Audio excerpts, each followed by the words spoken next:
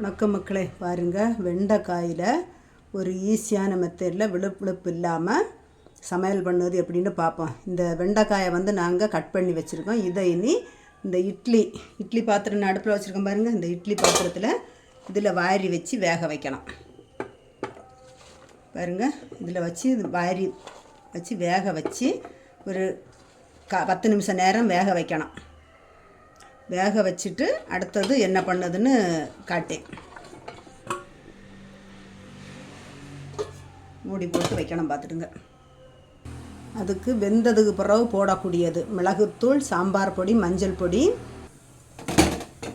பாருங்க, இந்த அளவு வேக வச்சு இதை இனி இறக்கணும், பார்த்துடுங்க.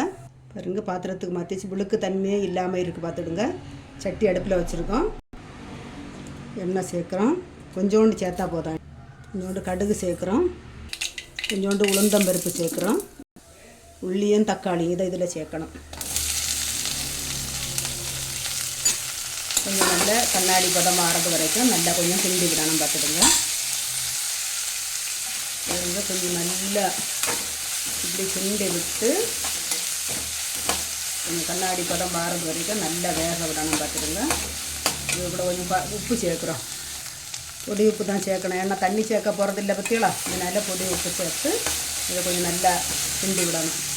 இந்த பதத்துக்கு வந்தாச்சு. இனி வெண்டைக்காயை சேர்க்குறோம். இது சாப்பிடாதவங்களும் சாப்பிடுவாங்க கேட்டு. இதுக்கு கூட இனி நம்ம வேறு எதுவுமே சேர்க்க போகிறதில்ல. பாருங்கள், இதில் கிண்டும்போது விழுவிழுப்பே தெரியலை பற்றியலா. இவருங்க மிளகுத்தூள், சாம்பார் பொடி, மஞ்சள் தூள் இதுகளை இதில் சேர்த்து கிண்டி விட போகிறோம். இதில் இனி கருவேப்பிலை சேர்க்குறோம். விழுவிழுப்பு இல்லாத வெண்டைக்காய் பொரியல் ஈஸியான முறையில் ரெடி ஆகிடுச்சு. இது போல் நீங்களும் பண்ணி பார்த்து எப்படி சாப்பிட்டுட்டு எப்படி இருக்குன்னு கமெண்ட் பாக்ஸில் சொல்லுங்கள். வணக்கம்.